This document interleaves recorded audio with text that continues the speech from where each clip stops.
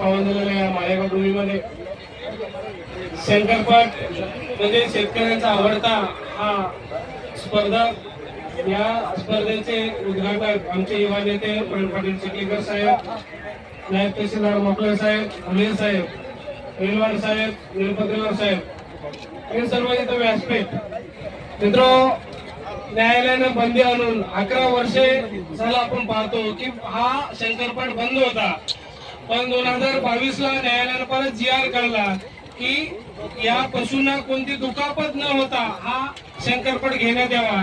पण जिल्हा परिषद ही यात्रा जिल्हा परिषद भरवते, जिल्हा परिषद पंचायत समितीने ग्रामपंचायत भरवते, पण जिल्हा परिषदचं म्हणणं असं होतं किंवा हा कार्यक्रम वैयक्तिक घेण्यात यावा, शासकीय कार्यक्रम घेता येणार नाही।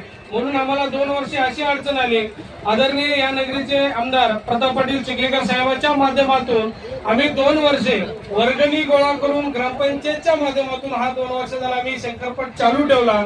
आणि या वर्षी या नगरीचे आमदार साहेबांनी, चिखलीकर साहेबांनी परत हा कार्यक्रम जिल्हा परिषदच्या पत्रिकेत देऊन मला वाटले पहिला असेल की 61,000 रुपये पहिलं बक्षीस आम्ही देण्याचा प्रयत्न केलेला आहे। आणि दुसरं बक्षीस 51, तिसरं बक्षीस म्हणजे ज्याच्या त्याच्या पद्धतीनं। आणि इथं येणाऱ्या जे बैलगाड्या जोडे त्याला प्रोत्साहन पण आम्ही जे बक्षीस देणार आहोत।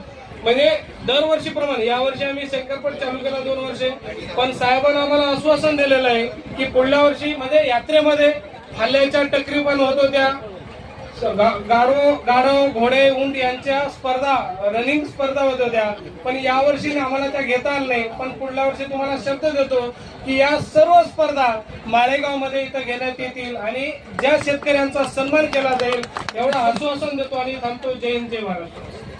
धन्यवाद सरपंच।